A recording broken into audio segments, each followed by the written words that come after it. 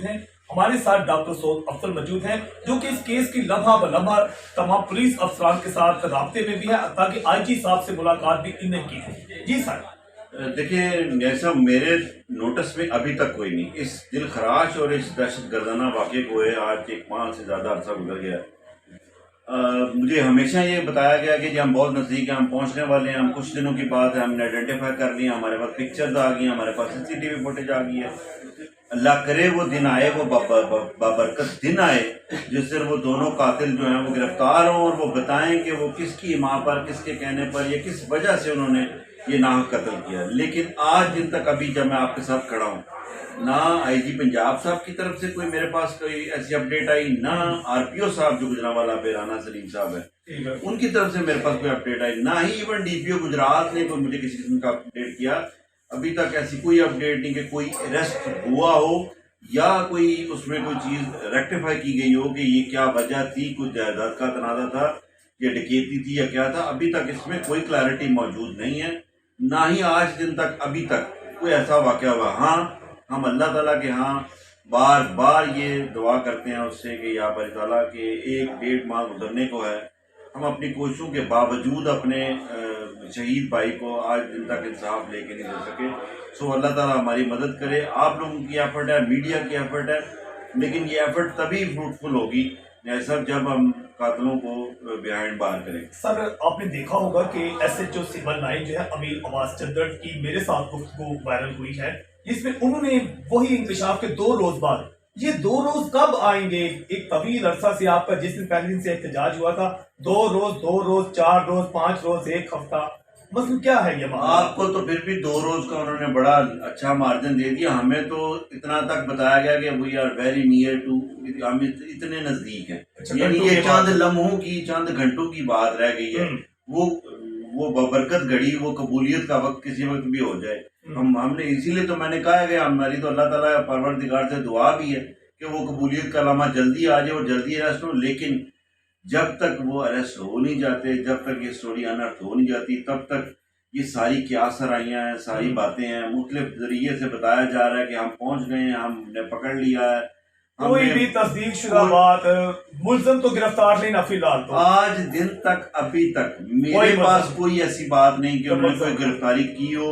और वही जो जिसको वो कह रहे हैं कि उन्होंने आइडेंटिफाई कर लिया हो उस बंदे को कि उसको उन्होंने अरेस्ट किया, जिस दिन वो अरेस्ट हो गया सबसे पहले मेरे ख्याल से ये खबर मीडिया के पास ही ब्रेक होगी और उसकी प्रेस कॉन्फ्रेंस हो रही होगी। मेरा नहीं ख्याल कि उससे कम होगा। सर आखिरी सवाल आपसे कि क्या एक कोई हाई प्रोफाइल शख्सियत तो इसमें बिहाइंड द स्क्रीन तो नहीं कि इतना छुपाया जा रहा है, या इतना क्या आपसे ऐसा भी कुछ सोसाइटी भी बातें कर रही है, क्या कुछ लगता है? क्योंकि डकैती नहीं, ये मुझे लगता है वक्ती तौर पर आप लोग भी ऐसे समय के डकैती नहीं लगती, लगता है कि किसी साजिश के तहत या टारगेट के लिए गए क्या?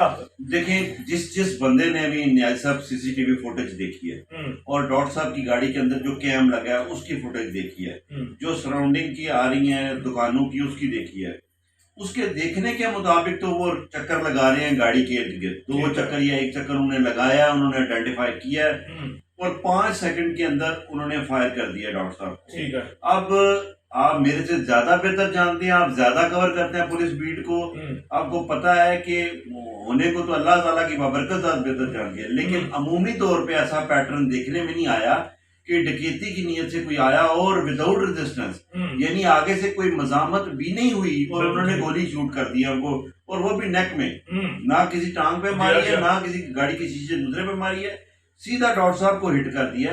सो अमूमी तौर पे या आम आप सोचें तो आपको लगता नहीं है कि वो डकैती होगी। अब वो अंदर हकीकत क्या निकलती है, हम इसीलिए तो कह रहे हैं, इसीलिए तो उस माँ की फरियाद है न्याय साहब, वो जो कह रही थी कि मुझे पता तो चले, जो बंदा पकड़ने हो मैं उससे जाके पूछूं कि आखिर मेरे बच्चे का कसूर क्या था, वो भी तो यही सवाल कर रही है। सो मेरी नजर में जो चीजें हैं, जो CCTV फुटेज है, उससे लगता नहीं है। अब निकलता क्या है ये तो पुलिस ने इन्वेस्टिगेट करना। सर क्या ऐसा तो नहीं होगा कि जब इस कार को फाइनल जो भी आए, गुजरात से खारियां के दरमियान या खारियां तक की सब कुछ निकले? कुछ भी निकले, वो कोई भी शख्सियत हो, वो मैंने तो उनको कहा था कि अगर कोई वो कह रहे थे डॉक्टर साहब का घर की बात भी को निकल, मैं कहा घर की बात भी निकल आई यार, मर्डर तो जायज नहीं है।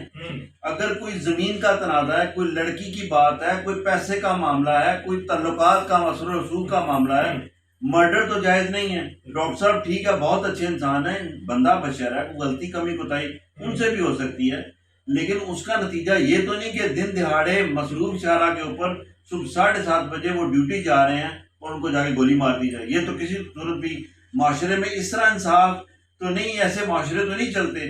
इस तरह चीजें अगर होंगी तो कैसे लोग अपनी जॉबों पे जाएंगे, कैसे अपने आप को सेफ एंड सिक्योर समझेंगे। गुजरात शहर के अंदर क्राइम रेशियो ये लास्ट कुछ 6-8 माह से मैं बार बार कह रहा हूँ कि बहुत ज्यादा बढ़ चुकी है। इसके ऊपर गौर करने के साथ ये भी बड़ा जरूरी है कि जो मामला हुए हैं, जैसे जैसे उनको हमारी पुलिस अनर्थ करती जाएगी, उनको पकड़ती जाएगी, नेटवर्क को डिस्क्लोज करती जाएगी, वैसे वैसे ये ग्राफ डाउन होता जाएगा और लोगों में सेंस ऑफ सिक्योरिटी ज्यादा बेहतर होगी।